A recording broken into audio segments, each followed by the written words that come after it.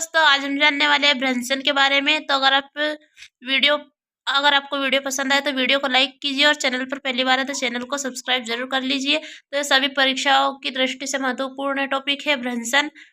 भ्रंशन किसे कहते हैं? भूपटल पर संपीड़न के कारण तनाव की स्थिति उत्पन्न होती है। इससे वलन और भ्रंशन उत्पन्न होते हैं।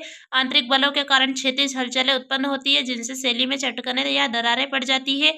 यदि तनाव साधारण होता है तो भूपटल पर केवल दरारें पड़ती है, किंतु यदि तनाव प्रबल होता है तो शैलों का स्थानांतरण हो जाता है। इस प्रकार भ्रंशतल के सहारे विस्थापित चट्टान को भ्रंश कहा जाता है।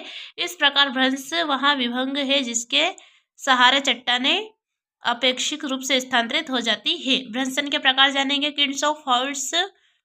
सामान्य भ्रंश, नॉर्मल फॉल्ट। चट्टानों में दरार पड़ जाने के कारण उसके दोनों खंड जब विपरीत दिशा में खिसक जाते हैं तो उसे सामान्य भ्रंश कहते हैं। इस भ्रंश से भूपटल में प्रसार होता है। अब दूसरा है व्युत्क्रम भ्रंश, रिवर्स फॉल्ट। जब चट्टानों में दरारें पड़ने से चट्टान के दोनों खंड आमने सामने खिसकते हैं तो निर्मित भ्रंश को व्युत्क्रम भ्रंश कहते हैं। इस तरह के भ्रंश में चट्टान का एक खंड दूसरे खंड पर चढ़ जाता है। इस क्रिया को उत्क्रम भ्रंश कहा जाता है।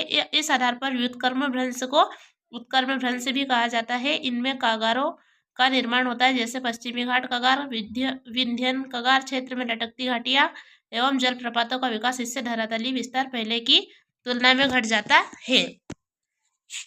तो ये जाना हमने भ्रंश के बारे में। और अब तीसरा है सोपानी भ्रंश, स्टेप फॉल्ट। जब किसी भूभाग में कई भ्रंशन का इस तरह का निर्माण होता है कि सभी भ्रंश तल फॉल्ट प्लेन के ढाल एक ही दिशा में हो तो उसे सोपानी या सीढ़ीदार भ्रंश कहते हैं। इस तरह के भ्रंश के निर्माण के लिए आवश्यक है कि भ्रंश द्वारा अधक्षेपित खंड का अधोगमन एक ही दिशा में हो, जैसे यूरोप की राइट घाटी